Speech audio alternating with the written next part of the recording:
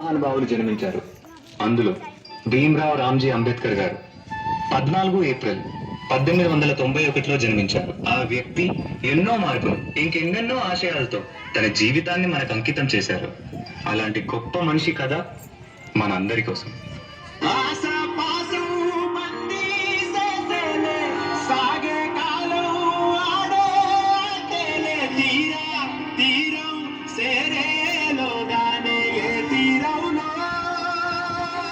నమస్కారం మాస్టారు. పిల్లలు, ఈ ప్రశ్నకి మీలో ఎవరు సమాధానం ఇస్తారు? నేను చెప్తాను మాస్టారు. భీమరావు, ఆగిపో. నువ్వు ఆ బల్లాన్ని తాకితే దాని వెనకాల ఉన్న మా భోజనం మైలైపోతుంది. నువ్వు కూర్చో. నువ్వు వెళ్ళి రాయి భీమరావు.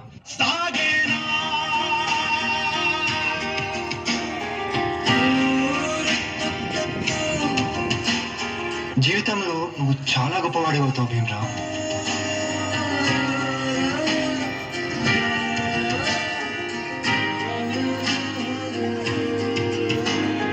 నీ వల్ల మా భోజనం మైలైపోయింది. ఇది కూడా నువ్వు పెట్టిను.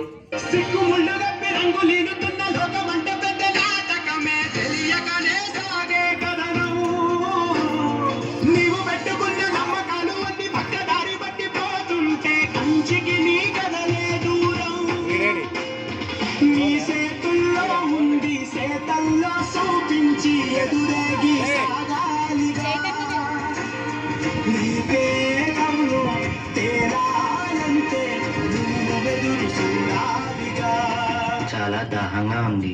తాగడానికి మంచినీళ్ళు ఇస్తారా? నీలాంటి వాళ్ళకి అదిగో ఆ మురికి నీళ్ళే, వెళ్ళి తాగో.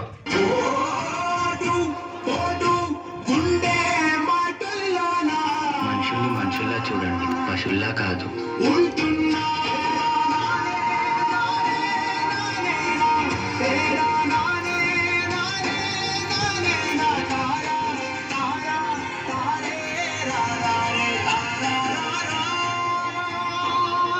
నువ్వు ఎవరికీ తల వంచకూడదు. నీ చదువు నీ మార్గం కావాలి. విజ్ఞానమే నీ ధనం కావాలి. నీ వాళ్ళ కోసం నువ్వు ఒక దీపంలా నిలవాలి. నీ కృషి, పట్టుదల, దీక్ష మన భారతానికి రాజ్యాంగం కావాలి.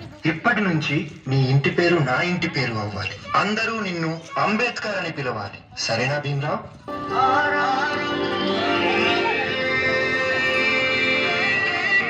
ఎంతమంది తనని తక్కువగా చూసినా చదివే లోకంగా మార్చుకొని మెట్రిక్ సాధించాడు.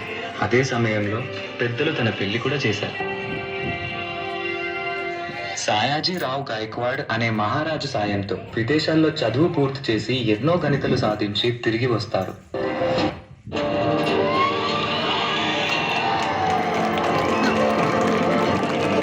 ఎన్ని సంవత్సరాలు గడిచినా ఈ ప్రజలు మారలేదు, మా బ్రతుకులు మారలేదు. ఎలాగైనా మా తలరాత్రులు మార్చే దేవుడివి నువ్వే కావాలి బాబా.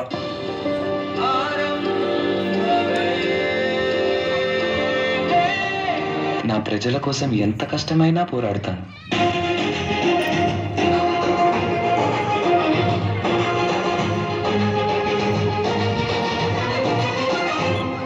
భారత రాజ్యాంగం యొక్క మూసాయుధ కమిటీ అధ్యక్షుడిగా మిమ్మల్ని ఎన్నుకోవడం మాకు చాలా సంతోషంగా ఉంది. ఇన్నేళ్లకి నా ప్రజలకి, నా దేశానికి సేవ చేసే సమయం వచ్చింది. భారత రాజ్యాంగాన్ని నిర్మించే అవకాశం నాకు దక్కింది. దీనికోసం నా ప్రాణాలు అర్పించడానికైనా సిద్ధంగా ఉన్నాను.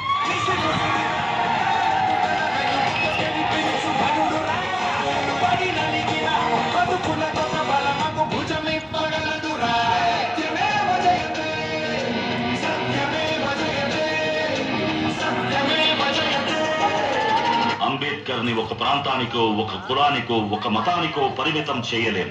ఎందుకంటే ప్రతి భారతీయుడి గుండెపై శరగని ముద్ర వేసిన మహనీయుడు ఆయన. అందరి కలలు కన్నది ఆయన కలం. బడుగుల కోసం ధ్వనించింది ఆయన గళం. భారతదేశంలో రాజ్యాంగం ఉన్నంత వరకు ఆయన మన మధ్య బతికే ఉంటాడు.